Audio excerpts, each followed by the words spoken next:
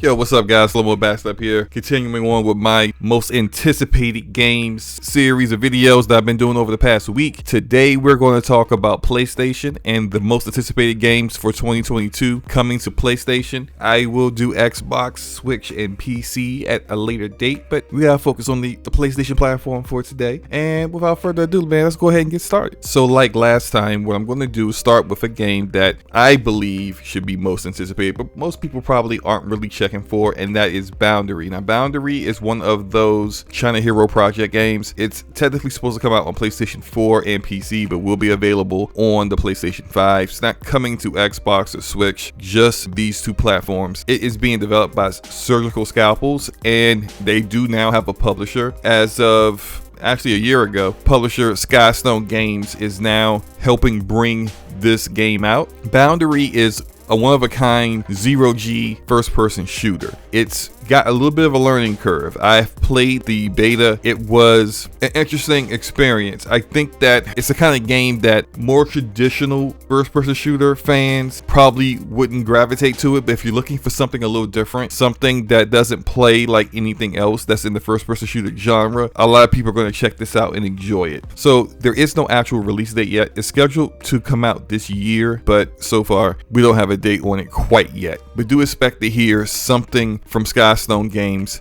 at some point this year. Next up is a little game called Stray. Stray is a little different. Stray is a third-person cat adventure game. Yeah, I'm fairly certain no one has ever played a game like this before. Being developed by Blue 12 and published by Annapurna Interactive. In Stray, you're going to see the world through the eyes of this stray cat, interact with the environment in different ways. Along the way, the cat is going to befriend like a small flying drone, and the drone and the cat will defend against unseen threats, solve mysteries, a whole bunch of stuff going on here in this world with dangerous creatures and droids and stuff like that. So it's a little interesting, a little out of left field. Blue 12 Studio is a small team out of France, but the game visually looks really good and definitely will provide something a little bit different than people have traditionally been able to play. Now, Stray is another game that is slated for this year but doesn't quite have a release date, so look out for that in the future. Although with this one, I kind of feel like there is the possibility of it being delayed into 2023, but we'll see. Now, I'm really excited to talk about this next one because I really love the first game of this, and that is Oxenfree 2 Lost Signals. Now, Oxenfree 1 was developed by Night School Studio. Oxenfree 2 Lost Signals is also being developed by Night School Studio. The publisher is MWM Interactive, and it's due to come out this year, although we don't quite have a release date. I do think it's going to probably come out sometime in the first half of this year. It was supposed to come out last year, but it got delayed. Now, Night School Studio has been acquired by Netflix. Yes, Netflix bought Night School Studio. So you could expect to see this game potentially show up in some format, in some way on Netflix in the future, but as of now, it's going to be available on PlayStation 5, PlayStation 4, the Nintendo Switch, and PC, which means it's not coming to Xbox, which is interesting because the first one was on Xbox. Nonetheless, Oxenfree 1 had an amazing story with very good characters and a very unique sci-fi kind of experience that really kind of put Night School Studio on the map as former developers of Telltale, kind of continuing on with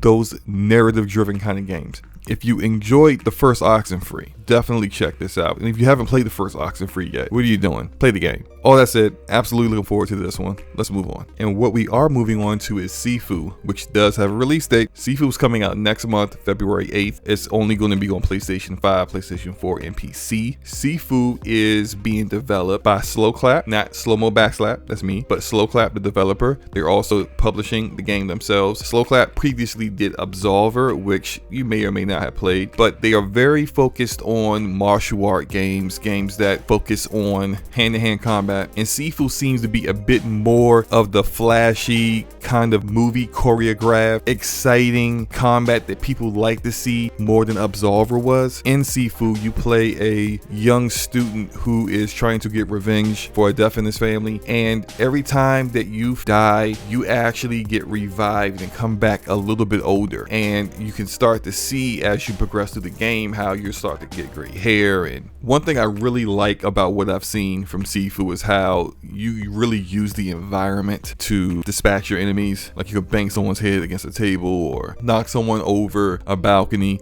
things like that. The only thing that I'm somewhat concerned about is that Sifu is coming out in February with a lot of really big titles that people are more looking forward to, and it might get lost in the shuffle, which could be really unfortunate if this turns out to be a great game that a lot of people did a wait and see on because they were too concerned with playing Dying Light 2 or Horizon Forbidden West or Elden Ring. But I do think Sifu has a lot of potential here. If you're into simulation racers, then you're probably been looking forward to this game for a minute. Gran Turismo 7 got delayed because they were bringing the game out on PlayStation 4. Initially, it was just going to be a PlayStation 5 exclusive, coming to both current and past gen console. Is coming out March 4th, 2022, being developed by Polyphony Digital and of course published by PlayStation Studios themselves. It's been over 8 years since the last numbered Gran Turismo came out. Director and CEO Kazunori Yamayachi is saying that with the DualSense controllers, haptic feedback, and adaptive triggers, that you're going to get the most realistic experience for Gran Turismo yet. So I think a lot of racing fans are going to look forward to that one.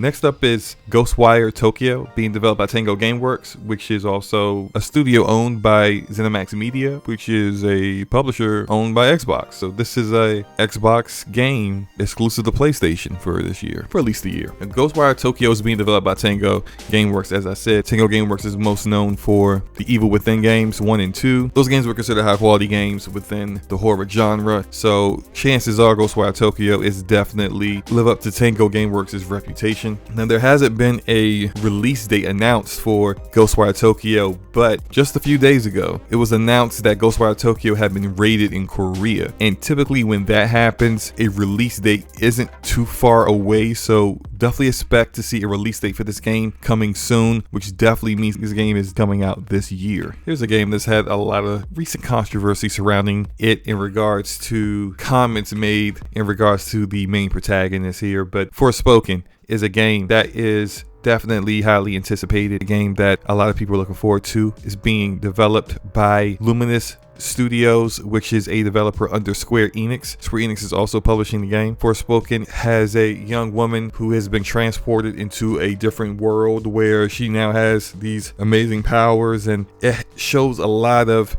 fluid movement, although some of the gameplay shown recently that was taken down from IGN did not look all that impressive, as well as some of the character models do kind of have a last gen look, although the rest of the environments look great. People are definitely looking forward to this game. I'm still excited for it. The release date is actually showing set for May 24th of this year, which if you look at it, May actually is a pretty decent time as of right now, as it really seems to have a lot of competition. So Forspoken seems to have a great opportunity, if the game is of high quality, to really capture the gaming community's attention as a brand new IP. And that's it. That's all the games. No, I'm kidding. No, we got God of War Ragnarok next. God of War Ragnarok is being developed by Sony Santa Monica, another first-party published game for PlayStation. This game continues on with the Nordic saga with Kratos and his son. And considering the way God of War 2018 ended with Thor showing up on Kratos' doorstep, I'm super excited for this one. Now, unfortunately, this God of War does not have a release date yet, but considering how Sony tends to release games as long as they don't have a console to release, typically they will release their titles before the holiday season. So it wouldn't surprise me if God of War Ragnarok came out sometime at the latest September. But nonetheless, with this combat, with the high quality title the previous game was, fully expect this one to be a Game of the Year contender. And finally, our most anticipated PlayStation game of 2022 is Horizon Forbidden West. Horizon Forbidden West is being developed by Guerrilla Games and published by PlayStation Studios. It's the follow-up to Horizon Zero Dawn. And I know you guys have heard me say this before. I initially didn't care for Horizon Zero Dawn. gave it another shot on PC when it came out. Grew to really like the game. I feel like it's a good game. The combat needed a little work, and the story pacing also wasn't great, but it was a good story underneath it all. And I really hope that Guerrilla has ironed out those issues so that Forbidden West is a worthy successor to Zero Dawn. And hopefully the kind of leap that we got from Uncharted 1 to Uncharted 2, I'd love to see that kind of leap here too as well. And from what we've seen, visually, the game looks much better than the first game, which was a pretty game in its own right. And the combat against humans, the melee combat, looks to be improved, as well as having a lot of very unique machines for you to tangle with as well. And Horizon Forbidden West is coming out February 18th. So we're looking at roughly 5 weeks away. And although it's going to be a very busy February, I feel like Horizon Forbidden West isn't going to be one of those games that's going to get lost in the shuffle. But you guys let me know what your most anticipated games for PlayStation are for 2020. Did I miss any? Let me know in the comment section below. Hit the like button if you liked the video. Hit the dislike button if you didn't like the video. It's all good. And hit the subscribe button if you want to see more content like this in the future. Peace.